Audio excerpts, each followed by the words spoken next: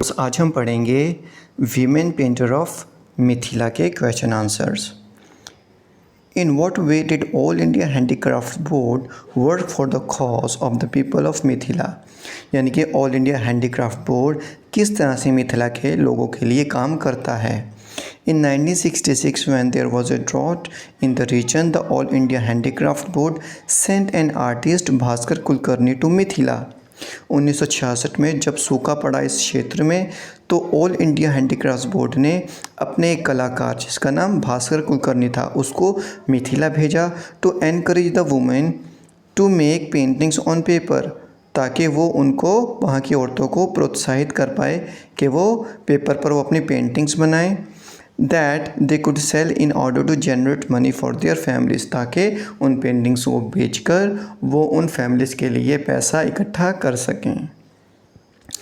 How is the region of Mithila conducive to art forms, यानी कि मिथिला का जो क्षेत्र है वो कलाकारी के लिए किस तरह से अनुकूल है।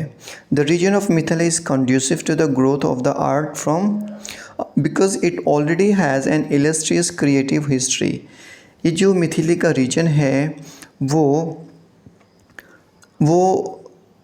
आर्ट के लिए यानी कि कला के लिए इसलिए अनुकूल है क्योंकि इसका जो इतिहास है वो अपने आप में भव्य है। The region is said to be the birth place of Sita, इस क्षेत्र को सीता की जन्मभूमि कहा जाता है। And the seat of Vedic learning, और यहाँ पर वैदिक शिक्षा को भी माना जाता है, यानी कि यहाँ पर वैदिक शिक्षा प्रफुल्लित हुई।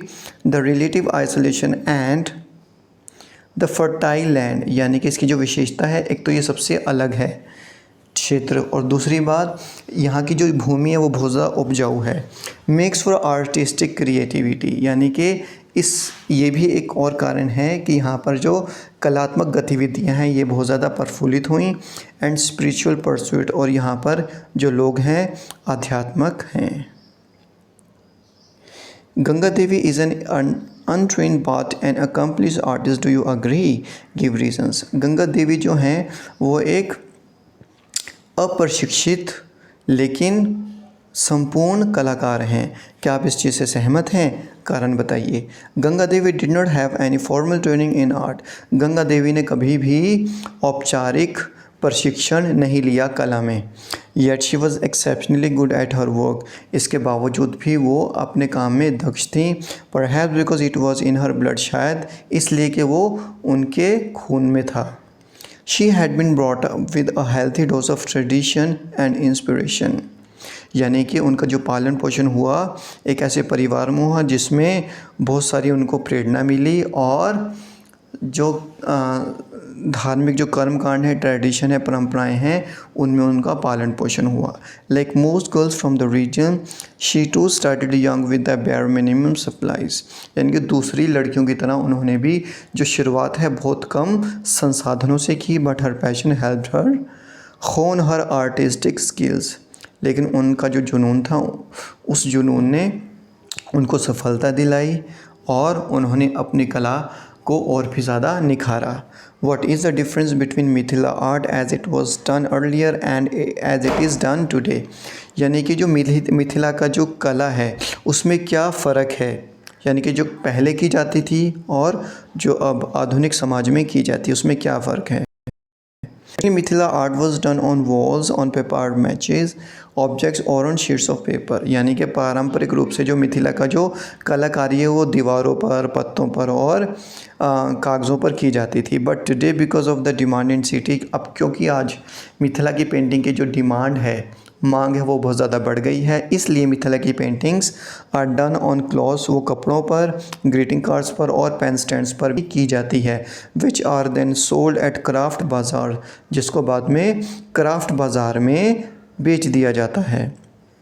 Ganga Devi is a true hero, Ganga Devi एक सच्ची हीरो हैं।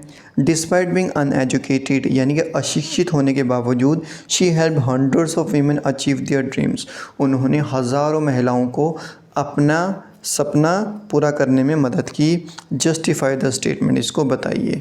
Despite being educated Ganga Devi help hundreds of women achieve their dreams, यानी कि अशिक्षित होने के बावजूद भी गंगा देवी ने हज़ारों महिलाओं की मदद की उनके सपने पूरे करने के लिए। During the last 1960 and nearly early 1970s Ganga Devi was recognised as a great artist, यानी कि 1960 और 70 के बीच में उनको एक महान कलाकार के रूप में पहचान मिली। She was invited to Moscow where she represented Indian culture affairs and exhibitions, यानी कि उनको मॉस्को में बुलाया गया जहां पर उन्होंने भारत का प्रतिनिधित्व किया। Her success and active encourage led scores of other women to paint, यानी उनकी सफलता ने और उनकी प्रेरणा ने हज़ारों महिलाओं को पेंटिंग करने के लिए प्रेरित किया।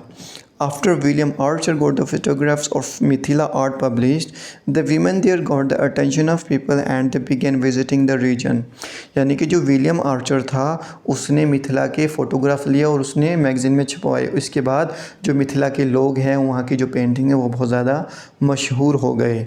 How do you think tourist help the people of an area, आपको कैसे लगता है कि जो पर्यटक हैं उस क्षेत्र की चीज़ों को प्रसिद्ध कर देते हैं, प्रमोट करते हैं। गिव 3 एडवांटेजेस, इसके 3 लाभ बताइए।